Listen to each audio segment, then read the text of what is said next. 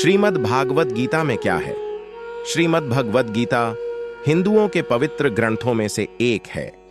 महाभारत के अनुसार कुरुक्षेत्र युद्ध में भगवान श्री कृष्ण ने गीता का संदेश अर्जुन को सुनाया था। यह महाभारत के भीष्म पर्व के अंतर्गत दिया गया एक उपनिषद है। भगवत गीता में एकेश्वरवाद, कर्म योग, ज्ञान योग, भक्ति योग की बहुत सुंदर ढंग से चर्चा हुई है। श्रीमद् भगवत गीता की पृष्ठभूमि महाभारत का युद्ध है।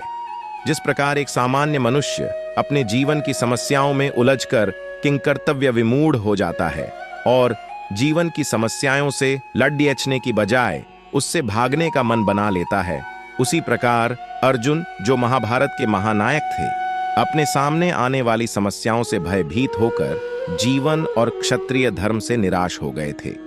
अर्जुन की तरह ही हम सभी कभी कभी अनिश्चय की स्थिति में या तो हताश हो जाते हैं और या फिर अपनी समस्याओं से विचलित होकर भाग खड़े होते हैं। युद्ध आरंभ होने के ठीक पहले भगवान श्री कृष्ण ने अर्जुन को जो उपदेश दिया वह श्रीमद् भगवत गीता के नाम से प्रसिद्ध है। यह महाभारत के भीष्म पर्व का अंग है। गीता में 18 अध्याय और 700 श्लोक हैं। लगभग 5,108 वर्ष पूर्व पहले गीता का ज्ञान बोला गया था।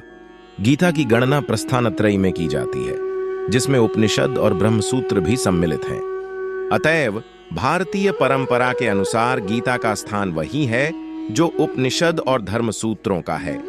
उपनिषदों को गौ, गाय और गीता को उसका दुग्ध कहा गया है। इसका तात्पर्य यह है कि उपनिषदों की जो अध्यात्म विद्या थी उसको गीता सर्वांश में स्वीकार करती है। उपनिषदों की अनेक विद्याएं गीता में हैं, जैसे संसार के स्वरूप के संबंध में अश्वत्थ विद्या, अनादि अजन्मा ब्रह्म के विषय में अव्यय पुरुष विद्या, परा प्रकृति या जीव के विषय में अक्षर पुरुष विद्या और अपरा प्रकृति या भौतिक जगत के विषय में क्षर पुरुष विद्या। इस प्रकार वेदों के ब्रह्मवाद और उपनिषदों के अध्यात्म, इन दोनों की विशिष्ट सामग्री गीता में सन्निविष्ट है। उसे ही पुष्पिका के शब्दों में ब्रह्म विद्या कहा गया है।